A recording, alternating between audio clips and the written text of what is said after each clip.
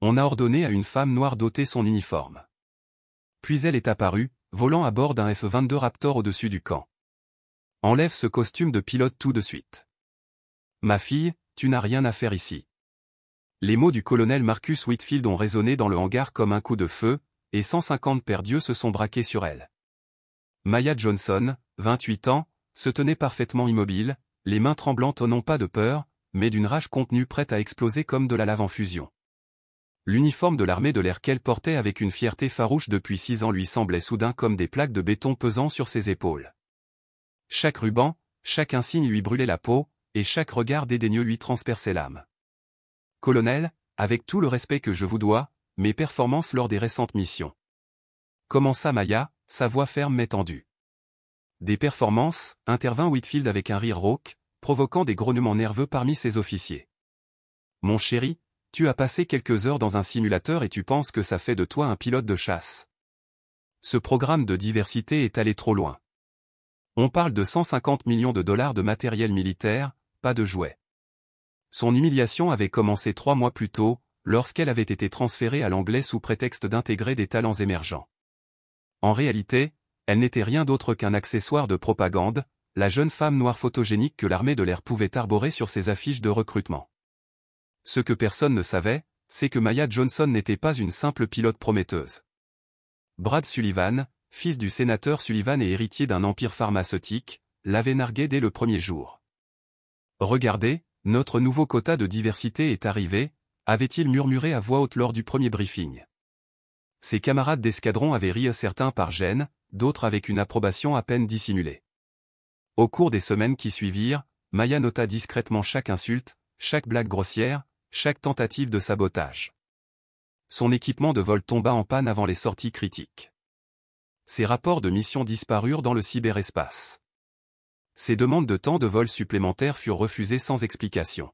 « Vous savez quel est le problème avec vous » a poursuivi Whitfield, le venin dégoulinant de chaque mot. « Vous pensez que vous méritez un traitement spécial, que les règles ne s'appliquent pas à vous, que vous pouvez écarter des pilotes vraiment qualifiés, simplement parce que c'est politiquement correct. » Maya ferma les yeux, se remémorant la promesse faite à son jeune frère avant sa dernière mission secrète, 2 ans plus tôt. « À mon retour, Maya, avait-il dit, je te parlerai d'endroits inimaginables, de ce que nous faisons pour assurer la sécurité de ce pays. » Il n'était jamais revenu. Officiellement, sa mission n'avait jamais eu lieu. J'ai dit, enlève ton uniforme maintenant. La voix du colonel monta d'une octave, et Maya comprit qu'elle n'avait pas le choix. Le cercle des officiers autour d'elle se resserra. Certains filmaient discrètement avec leur téléphone. D'autres détournaient le regard, leur malaise palpable mais paralysant. Lentement, elle retira ses insignes de grade et ses médailles gagnées lors de missions jamais reconnues. L'étoile de bronze pour bravoure lors d'une opération au Moyen-Orient. La médaille de l'air pour 25 missions de combat. L'insigne de pilote d'élite que seuls 200 hommes possédaient. Chaque cliquetis sur le sol en béton sonnait comme un verdict. Brad Sullivan a immortalisé chaque instant, son sourire suffisant illuminant ses dents parfaites et son privilège de toujours. Enfin, quelqu'un a dit la vérité, a-t-il ironisé. Des femmes noires aux commandes de F-22, quelle blague. Personne ne remarqua le léger sourire de Maya lorsque ses doigts effleurèrent la dernière décoration, une petite récompense anonyme du général Morrison pour une mission autorisée par le président. Elle s'attarda dessus, honorant sa signification discrète, avant de la déposer par terre. Doucement, elle plia son uniforme et le déposa à côté de ses médailles. Lorsqu'elle se leva, son regard croisa celui de Whitfield avec la confiance sereine de quelqu'un qui connaît sa valeur. L'espace d'un instant, son arrogance vacilla. « Colonel, dit-elle d'un ton mesuré et précis, merci de m'avoir montré qui vous êtes. Et merci de me l'avoir rappelé. » Chaque mot résonnait dans le silence tendu du hangar tandis qu'elle se retournait et s'éloignait. Dans la poche de son pantalon civil, son téléphone vibrait. Un message d'un numéro qui n'existait pas officiellement, colis livré. Autorisation confirmée. 72 heures. Ces hommes ignoraient que Maya Johnson détenait des secrets enfouis dans des dossiers si confidentiels que le Pentagone en niait l'existence. Lorsqu'une personne de son calibre est humiliée, la riposte surgit d'une hauteur que peu d'hommes ont jamais atteinte. Elle se tenait devant eux telle une sentinelle protégeant un pouvoir trop immense pour être révélé avant son heure. Ce qu'aucun d'eux n'imaginait, c'est que cette trahison déclencherait des protocoles militaires transformant les jours suivants en une leçon de pouvoir qu'aucun manuel ne saurait enseigner. Si vous suivez cette histoire d'injustice et de triomphe, restez connectés car ce qui s'est passé ensuite a redéfini le sens de la vengeance intelligente dans l'histoire militaire américaine. Morrison ouvrit le dossier et sentit son cœur s'emballer à chaque page qu'il feuilletait, ses yeux s'écarquillant à chaque révélation. « Mon Dieu, Maya, comment as-tu eu tout ça » murmura-t-il, la voix mêlée d'admiration et d'incrédulité. Maya lui adressa un sourire entendu, le premier depuis des jours. « Vous m'avez bien entraîné, général. Documentez toujours tout, ayez toujours un plan B, anticipez toujours 3 coups et cachez vos atouts les plus précieux jusqu'au moment opportun. » Le général referma doucement le dossier, scrutant le visage de celle qui avait été sa meilleure agente. « Que attendez-vous de moi » demanda-t-il. « L'autorisation d'une manifestation qui prouve qui je suis vraiment » répondit Maya, les yeux brillants d'une intensité que Morrison ne connaissait que trop bien. Quelque chose qu'ils ne peuvent nier, déformer ou enterrer. Et je veux que ce soit suffisamment public pour que toute l'armée de l'air puisse en être témoin. L'inquiétude assombrit le visage de Morrison.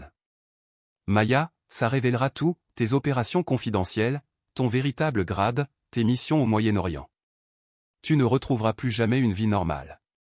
Elle se pencha en avant, le regard fixe. Général, ces 2 dernières années, j'ai fait semblant d'être normal. Je me suis réveillé, je suis allé travailler, je suis rentré, j'ai regardé la télé comme tout le monde, et savez-vous ce que j'ai découvert? Il secoua la tête. La normalité est surfaite, surtout lorsque des gens comme Whitfield l'utilisent pour justifier leurs préjugés. Morrison hocha lentement la tête. Dans 48 heures, j'obtiendrai l'autorisation présidentielle pour une démonstration technique de capacités aériennes avancées.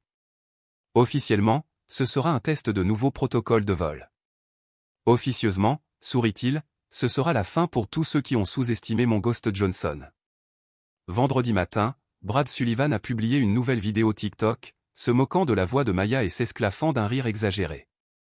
En seulement 2 heures, elle a cumulé 50 000 vues. Mia regardait la vidéo depuis son appartement, sirotant un café et prenant des notes méticuleuses dans un carnet militaire. Chaque visionnage, chaque commentaire toxique, chaque rire cruel constituait sa défense juridique et quelque chose de bien plus puissant, la justification morale qu'elle invoquerait le moment venu. Son téléphone vibra et un message d'un numéro confidentiel lui parvint, autorisation accordée. Démonstration prévue lundi à 8 h au hangar 7. Tout le personnel de la base doit suivre une formation aux nouvelles technologies. Maya s'autorisa un petit sourire triomphant en se remémorant les paroles de son instructeur de vol 15 ans plus tôt, quand on est absolument certain de sa supériorité, on n'a pas besoin de crier pour se faire entendre, il suffit de voler. Chaque nouvelle humiliation n'avait fait que renforcer une force en elle que ses oppresseurs ne pouvaient jamais voir, un pouvoir silencieux alimenté par l'injustice. Ce que ses officiers privilégiés ignoraient, c'est que chaque acte de mépris qu'ils avaient commis à son égard préparait leur propre défaite. Lundi serait le jour où tous les comptes seraient réglés d'une manière qu'aucun manuel militaire n'avait jamais documentée. Ce week-end, tandis que Sullivan produisait d'autres vidéos moqueuses sur les pilotes soumis à des quotas, Maya se trouvait à 400 km de là, sur une base militaire secrète qui n'existait sur aucune carte. La zone 51, capitale mondiale du complot, mais la véritable conspiration se déroulait sous terre, dans le hangar X, où elle vérifiait méthodiquement chaque système du F-22 Raptor le plus avancé jamais construit. « Tu es toujours sûr de toi, Maya » demanda le capitaine Rodriguez, le seul technicien autorisé à préparer l'avion. « Une fois que tu auras embarqué avec une diffusion en direct, il n'y aura plus de retour en arrière. Ton identité confidentielle sera rendue publique. » Maya caressa le fuselage froid de l'avion de chasse. « Ces 2 dernières années, j'ai fait semblant d'être une simple mécanicienne. Je me levais à 5h30, je travaillais sur des avions commerciaux, je rentrais à la maison et je regardais Netflix comme une personne normale. Mais vous savez ce que j'ai appris sur la normalité? C'est surfait. Ce que personne à la base de l'anglais ne soupçonnait, c'est que Maya, Ghost, Johnson n'était pas seulement une pilote qualifiée, elle était la seule personne autorisée à piloter des prototypes militaires dont le coût dépassait le PIB de certains pays. Sa licence top secrète incluait des avions semblant tout droit sortis de films de science-fiction, car le public n'imaginerait jamais qu'ils étaient réels. Pendant ce temps, Whitfield passait son week-end à raconter l'histoire du « pilote de quota » à ses contacts militaires. « Il faut absolument voir ça », a-t-il déclaré en montrant aux officiers la vidéo de son humiliation. Voilà ce qui arrive quand les politiques de diversité vont trop loin. C'est une honte pour l'uniforme. Il a même créé le hashtag #RealPiloteSonlit, qui a gagné en popularité sur les réseaux sociaux militaires. L'excellence n'a pas de couleur, mais l'incompétence, si, a-t-il écrit, récoltant des centaines de « j'aime ». À son insu, chaque publication, chaque remarque sarcastique, chaque rire suffisant était enregistré par une équipe d'avocats du Pentagone. Maya avait appris depuis longtemps que la patience n'était pas de la passivité, mais plutôt des munitions stockées pour le moment parfait. Lundi matin, une convocation laconique a retenti sur tous les canaux de communication de la base de l'anglais, démonstration obligatoire de nouvelles technologies de vol, hangar 7 à 8 heures, uniforme complet. Whitfield fronça les sourcils en entendant l'ordre. De quelle démonstration s'agit-il? Personne ne m'a parlé d'une quelconque visite technologique. Son assistant se contenta de hausser les épaules. Profitant de l'occasion, Brad Sullivan a publié une dernière provocation, « Je parie qu'ils vont faire venir une femme pilote pour nous montrer à quel point ils sont inclusifs. » Quel cirque! La publication a récolté 200 mentions, « j'aime » en 1 heure. À 7h45, Maya gara sa Honda Civic sur le parking de la base pour la dernière fois. Sur le siège passager reposait sa véritable carte d'identité militaire, estampillée de sceaux de mission destinés à empêcher les analystes du renseignement de dormir pendant des semaines. Elle se dirigea vers le hangar 7, où 300 militaires étaient rassemblés, curieux et impatients. Whitfield se tenait devant, visiblement irrité d'avoir été laissé dans le noir. Sullivan filmait chaque seconde, les yeux brillants à l'idée d'une nouvelle vague virale. « Attention » tonna un sergent. Au rapport du général Morrison. La foule se tut. Le général Morrison, légende avec 3 guerres et 2 décorations présidentielles à son actif, ne perdait jamais son temps avec des futilités. Sa présence annonçait quelque chose d'extraordinaire.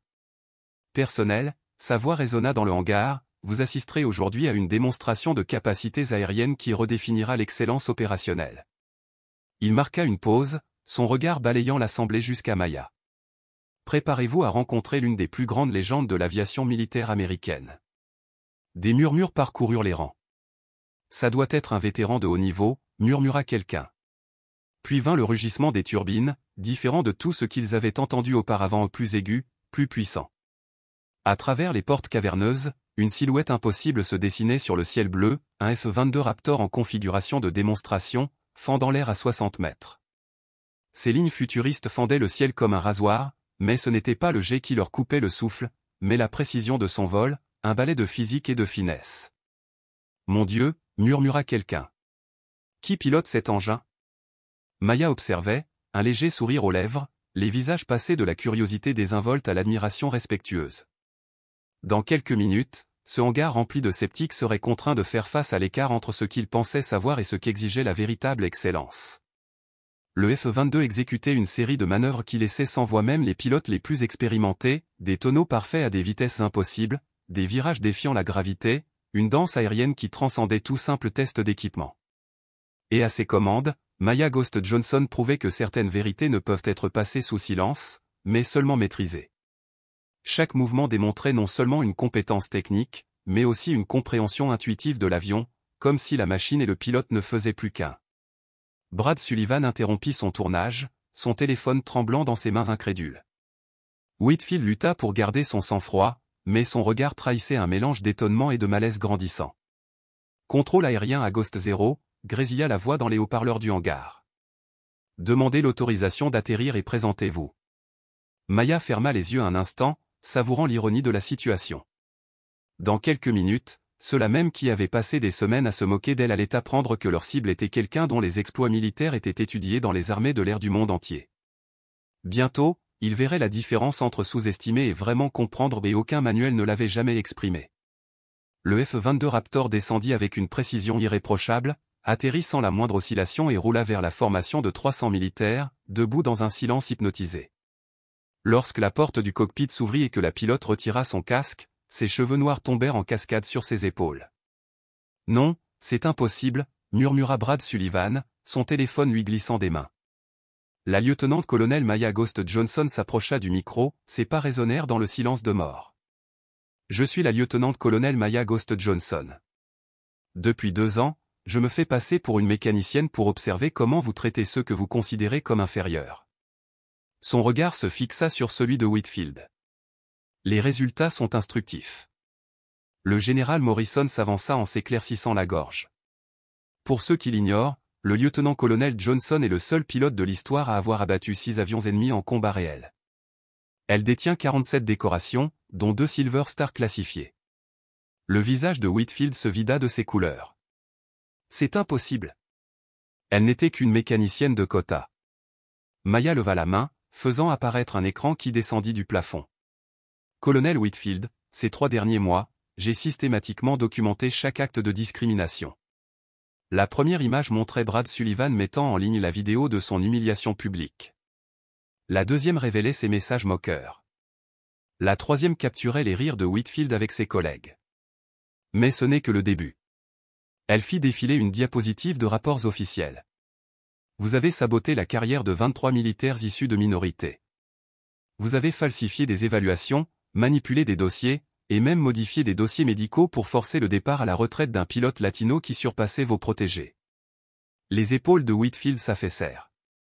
Monsieur Sullivan tenta de disparaître, mais la voix calme de Maya le trouva. Monsieur Sullivan, vous avez créé des hashtags comme #RealPilotSonly et publié 47 vidéos dénigrant les femmes et les minorités en uniforme. Des captures d'écran envahirent l'écran. Vos vidéos ont atteint 200 000 vues. Félicitations. Vous êtes devenu une personnalité publique. Le jeune homme trembla.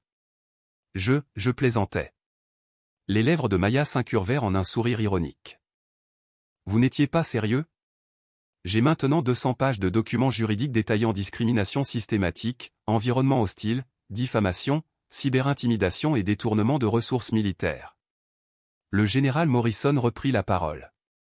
Colonel Whitfield, vous êtes accusé de mauvaise conduite, de discrimination raciale et sexuelle et de falsification de documents.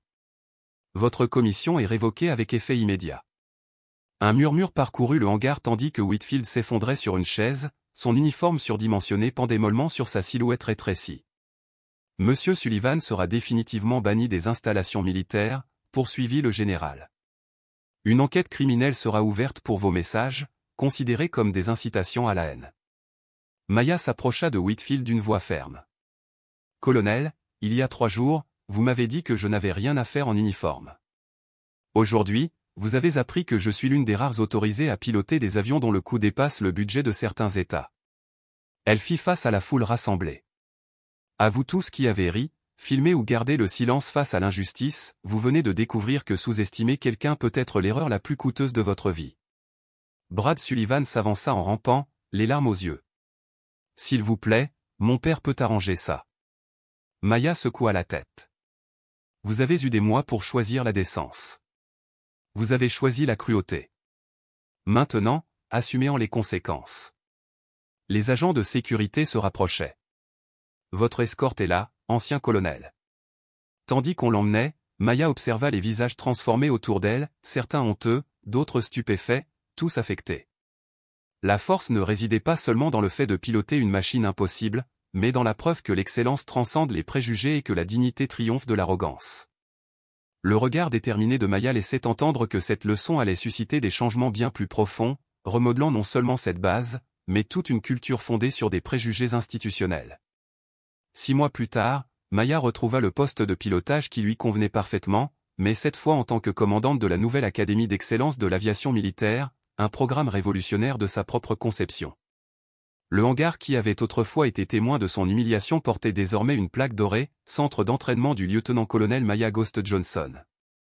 Whitfield avait tout perdu, sa retraite réduite, ses avantages sociaux supprimés, 15 années de corruption révélées au grand jour.